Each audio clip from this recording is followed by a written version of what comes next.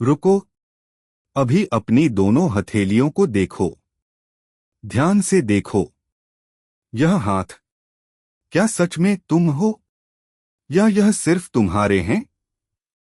अगर मैं कहूं कि तुम्हारी पूरी जिंदगी का सबसे बड़ा भ्रम यही है कि तुम खुद को शरीर समझ बैठे हो, तो शायद तुम्हारा मन तुरंत विरोध करेगा, क्योंकि बचपन से हमें यही सिखाया गया है।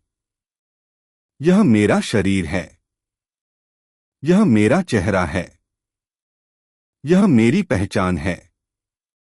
लेकिन क्या तुमने कभी इस पर गहराई से विचार किया है? हजारों वर्ष पहले राजा जनक के सामने बैठे अष्टावक्र ने कहा, यदि देह पृथक कृत्य चिति विश्रामे तिष्ठसि।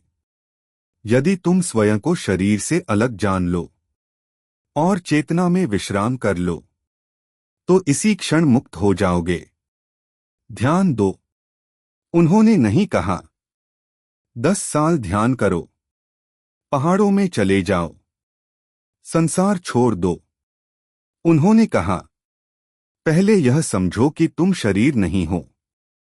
अब मन पूछता है, अगर मैं शरीर नहीं हूं तो फिर मैं कौन हूं? और यही वह प्रश्न है जिससे आध्यात्मिक यात्रा शुरू होती है। एक छोटा सा प्रयोग करते हैं। अपनी बचपन की कोई तस्वीर याद करो। शायद तुम 5 साल के थे। छोटा सा शरीर, अलग चेहरा, अलग आवाज, अलग सोच। अब किशोरावस्था की तस्वीर याद करो। फिर आज खुद को देखो। सब कुछ बदल गया। शरीर बदल गया, चेहरा बदल गया, कोशिकाएं बदल गईं। विज्ञान कहता है कि तुम्हारे शरीर की अधिकांश कोशिकाएं समय के साथ बदल चुकी हैं। फिर भी तुम्हें हमेशा महसूस होता है, मैं वही हूं। अगर शरीर बदलता रहा तो वह कौन है जो कभी नहीं बदला? यही अष्टावक्र इशारा करते हैं। तुम शरीर नहीं हो, तुम वह हो जो शरीर को देख रहा है। कल्पना करो, तुम एक कार चला रहे हो। अगर कार पुरानी हो जाए तो क्या तुम पुराने हो जाते हो? अगर कार टूट जाए तो क्या तुम टूट जाते हो? नहीं, क्योंकि तुम कार नहीं हो, तुम उसके चालक हो। अष्टावक्र कहते हैं, शरीर भी एक वाहन है। और समस्या यह है कि चालक ने खुद को वाहन समझ लिया है। यहीं से मानव जीवन का अधिकांश दुख पैदा होता है। झुर्रियां आती हैं और हम डर जाते हैं। बाल सफेद होते हैं और हम बेचैन हो जाते हैं। बीमारी आती है और हमें लगता है कि हमारा पूरा अस्तित्व खतरे में है। क्यों? क्योंकि हमने शरीर को ही मैं बना लिया है। लेकिन एक बात बताओ, जब तुम कहते हो मेरा शरीर, तो बोल कौन रहा है? अगर शरीर तुम्हारा है तो मालिक कौन है? यह प्रश्न साधारण नहीं है। यही प्रश्न तुम्हें भीतर ले जाएगा। एक बूढ़ा व्यक्ति आईने के सामने खड़ा था। उसने अपने चेहरे को देखा। झुर्रियां थीं, कमजोर शरीर था, और अचानक उसकी आंखों में आंसू आ गए।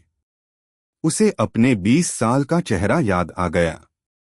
उसे लगा सब कुछ चला गया। यौवन चला गया, ताकत चली गई, सुंदरता चली गई। लेकिन उसी क्षण उसके भीतर एक और एहसास उठा। कुछ था जो कभी बूढ़ा नहीं हुआ। कुछ था जो बचपन में भी था, युवावस्था में भी था, और अब भी है। वही साक्षी, वही जागरूकता। अष्टावक्र कहते हैं, तुम्हारा वास्तविक स्वरूप जन्म नहीं लेता, इसलिए वह मरता भी नहीं। शरीर आता है, शरीर जाता है, लेकिन जो उसे देख रहा है वह सदा उपस्थित है। रुको, अभी अपनी आंखें बंद करो। एक विचार आ रहा है, उसे देखो। एक आवाज सुनाई दे रही है, उसे देखो। शरीर में संवेदनाएं हो रही हैं, उन्हें देखो। जो यह सब देख रहा है, क्या उसे भी देखा जा सकता है? यही अष्टावक्र का रहस्य है। तुम देखने वाली चेतना हो, दिखने वाली वस्तु नहीं। तुम साक्षी हो, शरीर नहीं। और जिस दिन यह बात सिर्फ समझ में नहीं बल्कि अनुभव में उतर जाएगी, उसी दिन मृत्यु का भय बदलने लगेगा, दुख बदलने लगेगा, जीवन बदलने लगेगा। क्योंकि पहली बार तुम स्वयं को उस चीज के रूप में पहचानोगे जो कभी बदलती नहीं। राजा जनक ने सोचा था कि उन्हें ज्ञान चाहिए, लेकिन अष्टावक्र उन्हें ज्ञान नहीं दे रहे थे। वे उनकी गलत पहचान छीन रहे थे। और शायद ज्ञान का अर्थ कुछ नया पाना नहीं, बल्कि जो तुम नहीं हो उसे छोड़ देना है। हजारों साल पहले पूछे गए ये प्रश्न आज भी उतने ही जीवित हैं। और शायद इनका उत्तर कहीं बाहर नहीं, आपके भीतर प्रतीक्षा कर रहा है। यदि आप इस यात्रा को आगे बढ़ाना चाहते हैं तो चैनल को सब्सक्राइब करें। वीडियो पसंद आया हो तो उसे लाइक करें, ताकि यह ज्ञान उन लोगों तक भी पहुंच सके जो अभी भी स्वयं को खोज रहे हैं। मैं आपसे अगले अध्याय में मिलूंगा।